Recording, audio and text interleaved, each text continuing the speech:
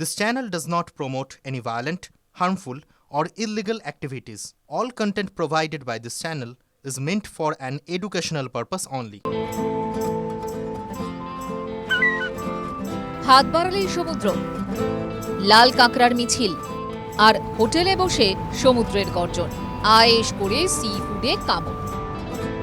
এই শতাব্দীর শুরুতে দীপুদা বাদ দিলে বাঙালির ঘুরতে যাওয়ার অফবিট ঠিকানা ছিল পূর্ব মেদিনীপুরের মন্দারমণি। সেই সময় কি না ছিল মন্দারমণিতে? বিরাট বালিয়ারি, ঝাউবন, কেয়াবন, লাল কাঁকড়ার মৌতাদ। তখন কেউ কেউ পুজোর 4 দিন প্রিয়জনকে নিয়ে একান্তে মন্দারমণি পৌঁছে যেতেন। উৎসাহীরা প্রেমে পড়তেন এখানকার বিরাট পরিচ্ছন্ন বিচ দেখে। অনেকেই বলেন মন্দারমণি 13 কিলোমিটার দীর্ঘ বিচ বাংলার যে কোনো পর্যটন কেন্দ্রের মধ্যে বৃহত্তম।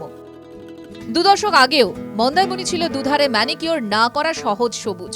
অন্ধকার চেপে আসে যেখানে, খুপড়ি কিছু দোকান, আলো টিমটিম, আধখ্যাচড়া ইটের কয়েকটা বাড়ি, ভাঙা রাস্তা যেখানে এক আধটা গাড়ি, ট্রেকার, ভুটভুটি যেতে পারে মাত্র। এটাই ছিল মন্দারমণি।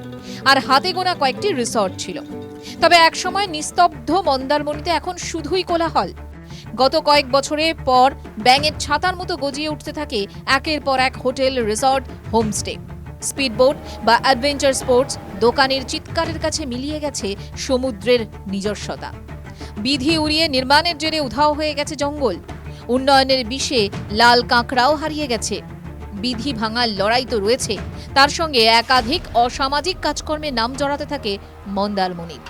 বেড়াতে এসে একটার পর একটা হোটেলে পর্যটকের অস্বাভাবিক মৃত্যু, পুলিশি অভিযান। এসবের জেরে অনেকেই মুখ ফেরাতে থাকেন মন্দারমণি থেকে। আর এবার পরিবেশ বিধি উড়িয়ে নির্মাণের জন্য 2-4টে নয়, একেবারে 140টি হোটেল, রিসর্ট, হোমস্টে ভাঙা নির্দেশ।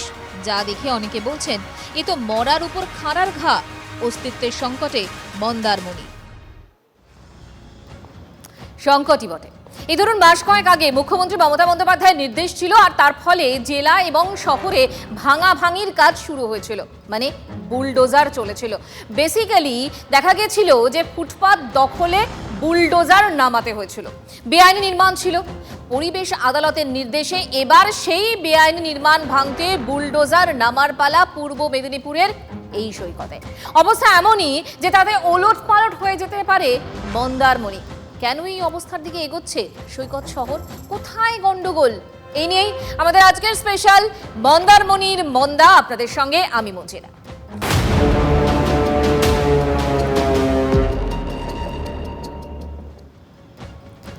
দীঘার পর যে সৈকত বাঙালিকে সব থেকে বেশি টানে তার নাম কিন্তু মন্দারমণি। সেই মন্দারমণির ভূগোলই এবার পাল্টে যেতে বসেছে। নেপথ্যে পরিবেশ বিধিকে বুড়ো আঙুল দেখানো। 2000 এর আগে যে মন্দারমণি কার্যত ভার্জিন ছিল, সেখানেই গত কয়েক বছরে বাড়তে থাকে রিসর্ট, হোটেল, লজ, হোমস্টে। অভিযোগ এসবের অধিকাংশই পরিবেশ বিধির তোয়াক্কা না করে গজিয়ে ওঠা। তার ফলে জাতীয় পরিবেশ আদালতে মামলা এবং গ্রিন ট্রাইব্যুনালের নির্দেশে মন্দারমণির 250-এরও বেশি হোটেলের মধ্যে 140টা হোটেল ভেঙে গুড়িয়ে দিতে হবে। ডেডলাইন 20শে নভেম্বর। মন্দারমণিতে নিয়ম ভেঙে হোটেল তৈরির অভিযোগ তো নতুন নয়। দেখাই আপনাদের একবার, মনে করাই একবার আপনাদের, বারবার মন্দারমণির উপর কিভাবে ভাড়া নেমে এসেছে। দেখুন, 2007 সাল বেআইনি নির্মাণের অভিযোগে ভাঙার নির্দেশ, হাইকোর্টে স্থগিতাদেশ। 2022 সাল 96 হোটেল ভাঙতে বলে জাতীয় পরিবেশ আদালত। আর এরপর 2024 20শে নভেম্বরের মধ্যে 140 হোটেল ভাঙার নির্দেশ পরিবেশ আদালতের। গ্রিন ট্রাইব্যুনালের নির্দেশে কার্যত পূর্ব মেদিনীপুর জেলার অন্যতম পর্যটন কেন্দ্র মন্দারমণি। আর এখানেই 140খানা হোটেল ভেঙে ফেলার নির্দেশ দেওয়া হয়েছে। বিগত দিনেও এখানে একাধিক পরিবেশ আইন না মেনে হোটেল তৈরি হয়েছে বলে অভিযোগ উঠেছিল। এবারে সেই জায়গা থেকে 140খানা হোটেল যদি ভেঙে ফেলা হয়, সেক্ষেত্রে মন্দারমণি কিন্তু পর্যটন মানচিত্র থেকে হারিয়ে যাবে। আর এর পাশাপাশি কিন্তু প্রায় 50,000-এর বেশি মানুষের কর্মসংস্থানের ক্ষেত্রে ব্যাঘাত ঘটবে বলে এমনটাই মনে করা হচ্ছে। সব মিলিয়ে প্রশাসন এই সামগ্রিক হোটেলগুলোর ক্ষেত্রে কি পদক্ষেপ নেয়, তার পাশাপাশি কিন্তু এই যে কর্মসংস্থান, প্রায় 50,000-এর পাশাপাশি যে একাধিক মানুষজন এই পর্যটন কেন্দ্রের উপরে নির্ভর করে আছেন, তাদের ভবিষ্যৎ কোন দিকে যায় সেটাই এখন দেখার বিষয়। অর্থাৎ গ্রিন ট্রাইব্যুনালের নির্দেশ যদি কার্যকর হয় তাহলে দাদন পাত্রবারে 50টি হোটেল, সোনামুইয়ে 36টি, সেলামপুরে 27টি, মন্দারমণিতে 30টি আর দক্ষিণ পুরুষোত্তমপুরে একটি লজ ভাঙা পড়বে। জাতীয় পরিবেশ আদালতের নির্দেশের জেরে এলাকার অর্থনীতি ভেঙে পড়বে বলে মনে করছেন ব্যবসায়ী থেকে স্থানীয়দের একটা বড় অংশ। 50,000 এখানে মানুষ উপকৃত হয়ে আছে। ইনডাইরেক্ট ডাইরেক্ট ইনডাইরেক্ট ধরি তাহলে 1 লাখের বেশি লোক থাকবে। সব থেকে বড় লস হবে আমাদের পঞ্চায়েত পুরো অন্ধকার হয়ে যাবে। প্রত্যেক ঘরে ঘরে লোক কিন্তু মন্দারমণির মাধ্যম দিয়ে কিন্তু উপকৃত হয়েছে। শুধু হোটেল, লজ, বার, রিসর্টই নয়, এই টুরিস্ট স্পট থেকে পরোক্ষভাবে তো রোজগার হয় টোটো চালক, ঘোড়া চালক থেকে এলাকার ছোট ব্যবসায়ীদের। তারাও বুঝে উঠতে পারছেন না কিভাবে এই ধাক্কা সামলাবেন। এই ভেঙে দেয় তোলে, আমরা কোথা থেকে খাবো, কোথা থেকে করবো বলো? এইটাই আমাদের সব কিছু। এইটা না হলে কিছু হবে না। এই ঘোড়ায় যে চালায় আমাদের উপর খুবই খারাপ প্রভাব পড়বে। যদি হোটেল ভেঙে দেয়, লোকজন যদি এসে না থাকতে পারে, তাহলে আমাদের কিভাবে ব্যবসা চলবে? আমাদের রাস্তায় নামতে হবে এরপরে বাটি নিয়ে হাতে। হোটেল ভেঙে দিলে আমাদেরও অসুবিধা। আমাদের যে 10 জন আসছে এসে এখানে যে ধরুন আমরা ব্যবসা করছি, রুজি রোজগার করতাম, ওটা বন্ধ হয়ে যাবে। শীত আসছে, ভরা পর্যটনের মৌসুম, আর তার আগে পরিবেশ আদালতের নির্দেশে হোটেল ভেঙে পুরো সাফ করে দেওয়া হবে। তাতে হাতে গোনা যে কয়েকজন মন্দারমণিতে বেড়াতে এসেছেন তাদের লক্ষ্য ছিল ফাঁকায় ফাঁকায় ঘোরা। প্রশাসনের নির্দেশ নিয়ে তাদের মধ্যেও মিশ্র প্রতিক্রিয়া। কি বলছেন তারা শুনুন। মন খারাপ করার কোনো ব্যাপার নেই এখানে। নিশ্চয়ই সরকার কিছু ভেবেছেন, এর জন্য এই ডিসিশন সরকার নিয়েছেন। নিশ্চয়ই এগুলোতে কোনো ডিসপিউট আছে, কোনো প্রবলেম হয়েছে, এর জন্য। গভর্নমেন্ট যখন কিছু ভেবেছেন তাহলে ওতে তো আমাদের কিছু করার নেই না। এটা তো একটু বাজে জিনিস হবে। অ্যাডমিনিস্ট্রেশনকে এটা বোঝা উচিত, যেহেতু দীঘাতে অনেকটাই ক্রাউড হয়, এখানে আসি একটু ফ্যামিলি টাইম স্পেন্ড করাটা খুব ভালো। তো জানি না অ্যাডমিনিস্ট্রেশন কী করবে, বাট না করাটাই ভালো আমার মনে হয়। পরিবেশ আদালতের নির্দেশ ঘিরে শুরু হয়েছে আইনি লড়াই। হাইকোর্টের দ্বারস্থ হয়েছেন হোটেল মালিকদের সংগঠন। ঘটনাচক্রে যেদিন ভাঙার কথা হোটেল, সেই 20 নভেম্বর মামলার শুনানি হওয়ার কথা আদালতে।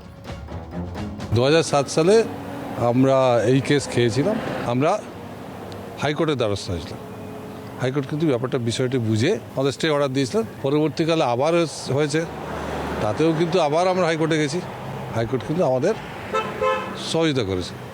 এবারেও আমরা আশাবাদী হাইকোর্ট আমাদের বিষয়টা শুনবেন, প্রকৃত বিষয়টা জেনে তারা সঠিক সিদ্ধান্ত দেবেন। আমরা আশাবাদী যে আমরা হাইকোর্ট থেকে একটা রিলিফ পাবো। এদিকে আবার হোটেলে নানা রকম অসামাজিক কাজের অভিযোগও তো ক্রমশ কোণঠাসা করেছে এই মন্দারমণিকে। গত কয়েক বছরে নানা বিষয়ে উৎসাহীদের একাংশের মোহভঙ্গ হচ্ছে পূর্ব মেদিনীপুরের এই পর্যটন কেন্দ্রের প্রতি। তার উপর চাউলখোলা থেকে মেরিন ড্রাইভ হয়ে যে রাস্তা মন্দারমণি যাচ্ছে তা নিয়ে তো বিস্তর অভিযোগ রয়েছে এলাকাবাসী। গাড়ি উল্টে যাচ্ছে, অ্যাক্সিডেন্টও হচ্ছে, সব কিছু হচ্ছে। টুরিস্টরা বলছে দাদা একবার এসছে আর আসা যাবে না। যাতায়াতের জন্য খুবই সমস্যা। বৃষ্টিকাল হলে জল এত জমে যায় যে বোঝা যায় না যে কোনটা রাস্তা কোনটা জল। আজকে দীর্ঘ 4-5 বছর হয়ে গেল একই রকম অবস্থা। জানানো হয়েছে, এখন কিছু হয়নি বা কিছু করেনি। রাস্তার 12টা বাজার মতো মন্দারমণির ভবিষ্যৎ প্রশ্নের মুখে।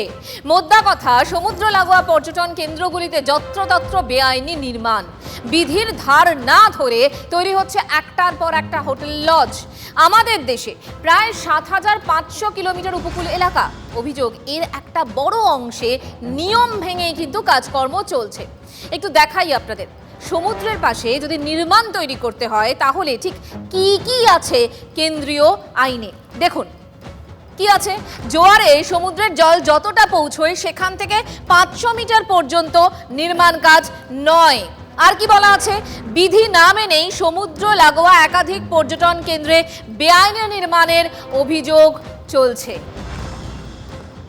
এই যে আদেশটা হয়েছে, সিআরজেড একটা ম্যাপিং হয়, রাজ্য সরকার তৈরি করে এবং সেটা কেন্দ্রের কাছে দেয়। তারা সেটাকে ভেরিফাই করে দেখে নেয় যে কতদূর পর্যন্ত সমুদ্রের ঢেউয়ের জল জোয়ারের সময় আসে, HTL, high Tide level.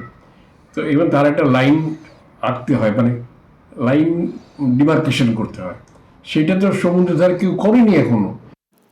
Subhash দত্তের মতো পরিবেশ কর্মীদের সাফ কথা, আইন থাকলেও তার প্রয়োগ সেভাবে হয় না, নজরদারি নেই।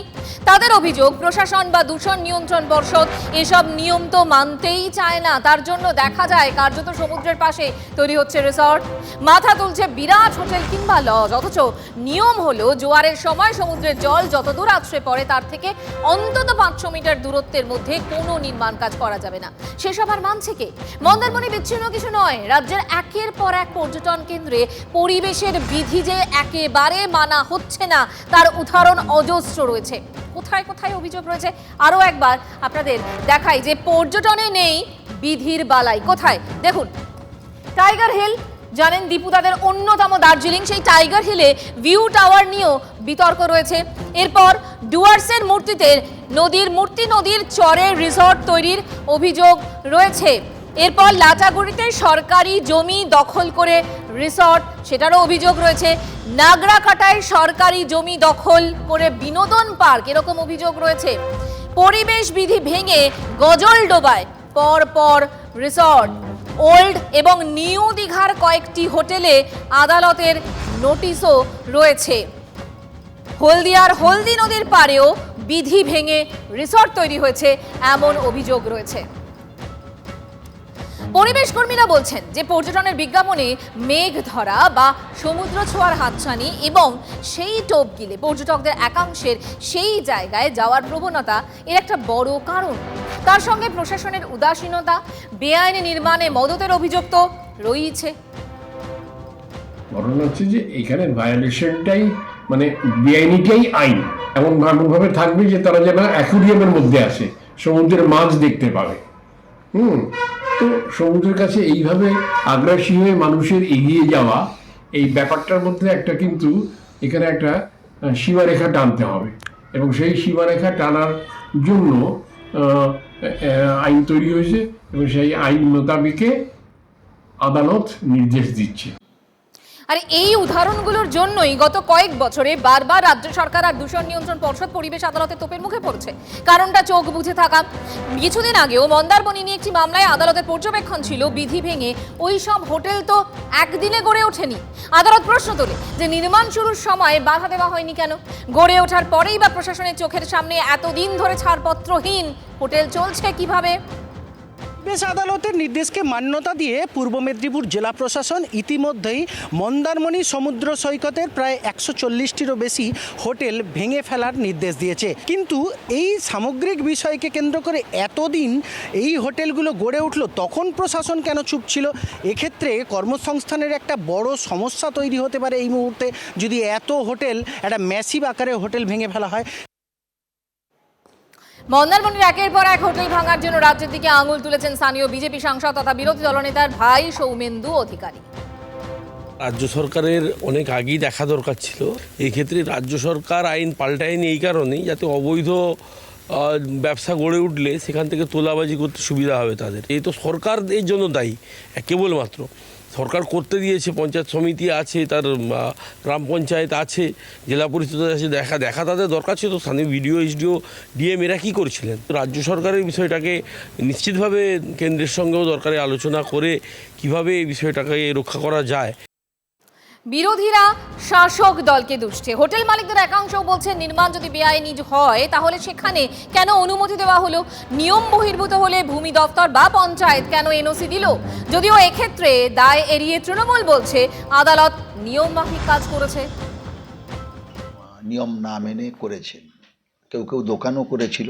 অনেকটা অসুবিধার সম্মুখীন হতেই হবে, কিন্তু যেহেতু গ্রিন ট্রাইব্যুনালের আদালতের একটা অর্ডার আছে, ট্রাইব্যুনালের অর্ডার তো কার্যকরী করতেই হবে রাজ্য সরকার। ইতিমধ্যে হোটেলিয়ার অ্যাসোসিয়েশন একটা হাইকোর্টে মামলা করেছেন। 20 তারিখ তার হিয়ারিং আছে। সেই শুনানির পর হাইকোর্ট কি অর্ডার দেয়, তা না হলে 20 তারিখের পরেই হোটেল ভাঙা শুরু হবে। অনিয়মের অভিযোগ ভুরি ভুরি হলেও জাতীয় পরিবেশ আদালতের গুঁতোয় অবশ্য কিছু ক্ষেত্রে কাজ হয়। গত বছর আদালতের নির্দেশে ভাঙা পড়ে মন্দারমণির কয়েকটি লজ। 2023-এ গোসাবার বালিতে ভাঙা হয় একটি নির্মীয়মান হোটেল। তারও আগে বাসন্তীর গদখালিতে সেখানেও লজ ভাঙা হয়। বিহার সরকারকে 4,000 কোটি টাকা জরিমানা করেছিল পরিবেশ আদালত। দিন কয়েক আগে পরিবেশ আদালতের নির্দেশ অগ্রাহ্য করায় জরিমানার মুখে পড়ে মিজোরাম সরকারও। তারপরও হুঁশকই, কোথায় থাকছে ফাঁক? কি বলছেন পরিবেশ কর্মীরা? পার্লামেন্টেও তাদেরকেও ঠিকমতো আইনটা ফ্রেম করতে হবে। ওই ফাঁক ফোকর রেখে জাল যদি আমরা ফেলি তাহলে যেমন হয় না, সেটা করতে হবে। সেটা হচ্ছে আইন নির্মাতা এবং আইন প্রণেতাদের, আর সাধারণ মানুষকে এটা নিয়ে সক্রিয় হতে হবে, প্রশাসনকে সক্রিয় হতে হবে।